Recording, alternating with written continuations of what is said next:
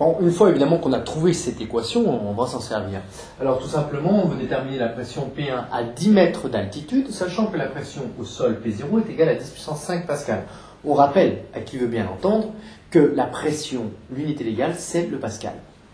On va évidemment utiliser l'équation fondamentale de l'hydrostatique. Ρg, ρ fois G fois moins K, puisque G est orienté dans le sens opposé à K,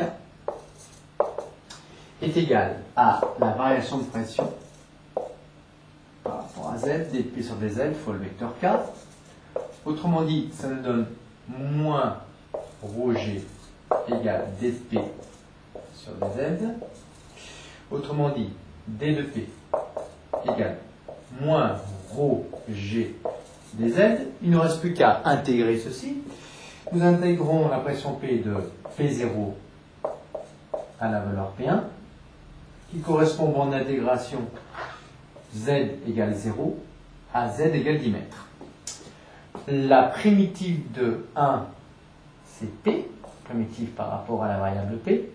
Donc P de P0 à P1 égale la primitive de moins ρg, c'est moins ρg Z. Nous prenons de 0 à 10 mètres. Autrement dit, P1 moins P0 égale moins ρg fois Z, Z égale 10, ce qui nous donne, pour l'application numérique, P1 égale la pression atmosphérique P0 moins ρg Z. Donc P1 est égal à P0, c'est-à-dire 10 puissance 5 pascal, moins ρ masse volumique de l'air qui vaut 1,3 kg par mètre cube, c'est l'unité légale, fois 9,8, fois Z qui est égal à 10 mètres. Donc P1 est égal à 99 872 pascal. Bon, alors, qu'est-ce qu'on peut tirer de ce résultat? Bon, première chose, évidemment, la pression P1 est inférieure à la pression P0. C'est normal, plus on monte en altitude, ici, dans ce cas-là, plus la masse volumique, le nombre de molécules d'air va diminuer. Donc la pression va être inférieure ici.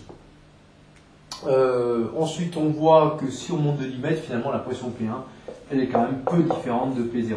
Donc, on peut dire globalement que la pression à 10 mètres d'altitude est à peu près égale à la pression au niveau du sol. Une seconde remarque, dp sur dz égale moins ρg, ça veut dire que finalement la variation de pression par rapport à l'altitude est égale à moins ρ, c'est-à-dire moins 1,3 fois 9,8, hein, ce qui nous fait à peu près moins 13. Quelle unité? Moins 13 pascal par mètre. Autrement dit, ça veut dire tout simplement que quand on monte de 1 mètre ici, eh bien, la pression chute de 13 pascal.